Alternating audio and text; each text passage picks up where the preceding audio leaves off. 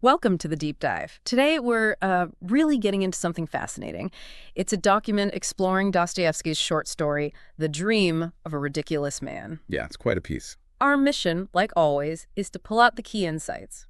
We'll look at the themes, Dostoevsky's, huge significance, and why this story, why does it still matter so much for your understanding of humanity and maybe even yourself? Definitely. And what's great about the source material is how it mixes things up. It's not just literary criticism. Right. It weaves in philosophy, even thoughts on the language itself, all focused on this one story.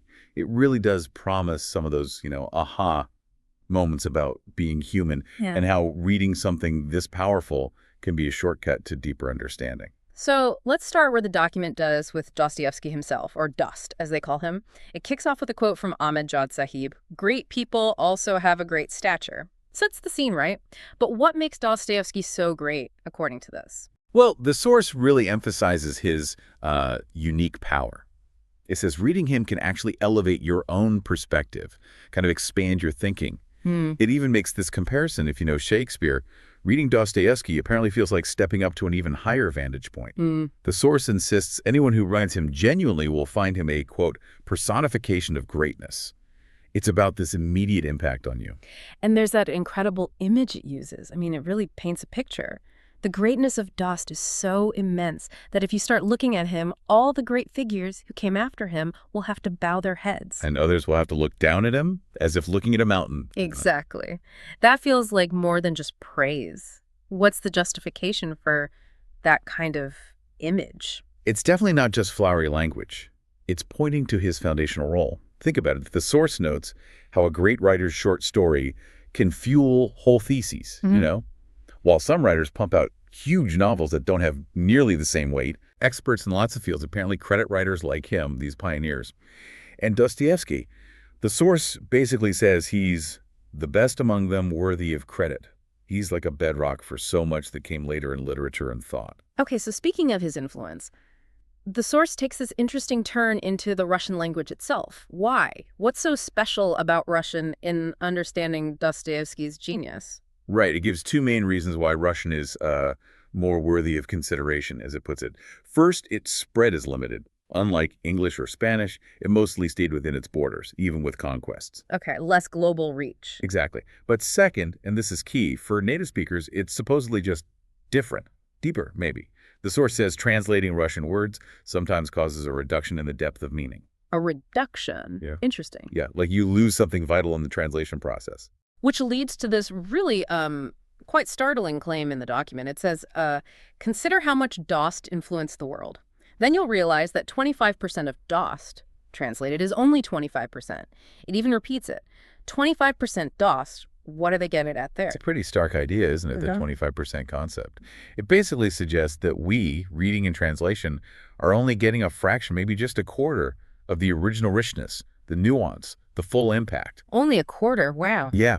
It implies there's this huge, untranslated 75% that remains, inaccessible unless you have the original Russian. It makes you think, how much are we really grasping? It sort of puts translation in a different light. It really does. It makes the original language almost a co-author of the meaning. It makes you approach translations with a bit more humility, maybe. Okay, so let's focus now on the story itself, the one at the center of all this.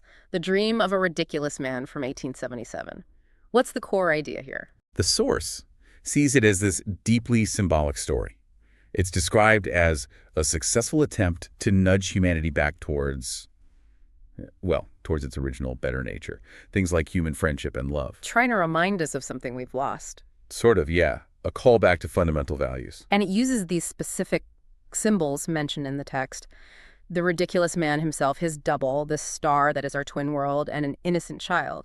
How do those fit into the dream narrative? Well, the dream itself is powerful. The man sees this star, this perfect twin Earth, where humanity exists in this beautiful, innocent state. Initially, exactly. Because then corruption sets in, and it comes from within humanity. Love turns to jealousy, happiness to hate. It becomes this, quote, horrifying scene of corruption and even murder. Goodness. And that's why it hits hard. The source says we are influenced by it because its title is human. Its subject is us, our potential for both amazing good and, terrible darkness. That connects to something else. The source mentions this idea of the human tragedy or humanity's tragedy being central for almost all great writers. What does that mean here? The human tragedy, in this sense, is that big universal story of, suffering, moral struggles, the search for meaning, our flaws, basically the tough parts of being human. Right. And Dostoevsky's story dives right into that. It shows the fall from innocence and leaves you, the reader, with these really deep questions buzzing around in your head.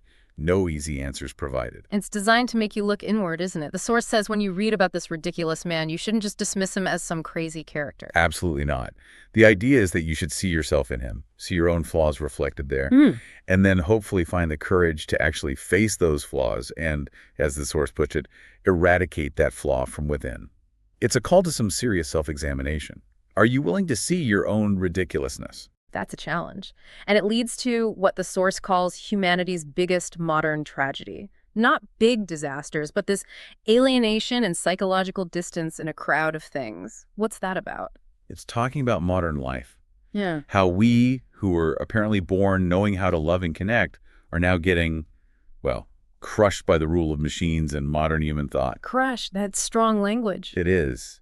The source argues that our focus on science, tech, efficiency, it's leading to a situation where our actions become a synonym for completely inhumane actions, even if unintentional. We're creating distance, even while surrounded by stuff, by technology, even by people sometimes. And the source has these really blunt statements that challenge common ideas, like a foolish person thinks that only love is enough to convince someone that life is worth living. Yeah. And maybe even more directly, the rule of machines is death for the heart. It crushes the feeling of humanity.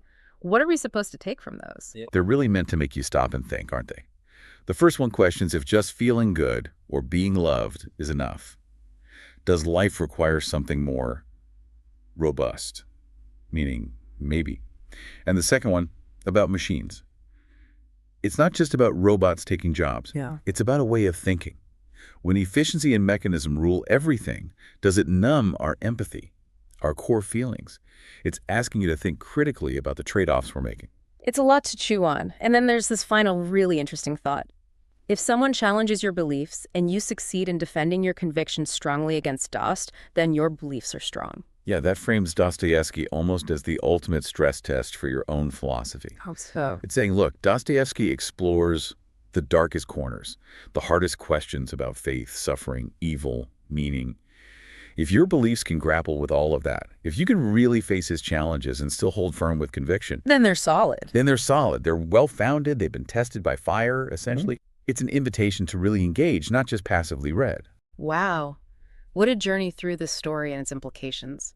To wrap up, the source leaves us with this beautiful couplet from the poet Kher Kashif. It reads, "I am worried about dreams these days, and where does the guest go when the eye is open?" That's lovely, and it ties back perfectly, doesn't it?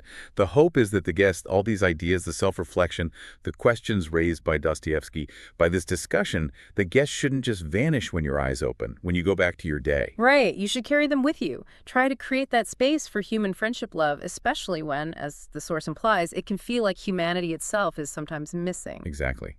And maybe the final thought for you listening is this.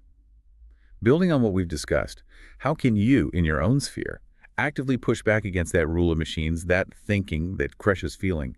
How can you intentionally nurture that deep human friendship love Dostoevsky champions, making sure the guest of true humanity has a place to stay in your world?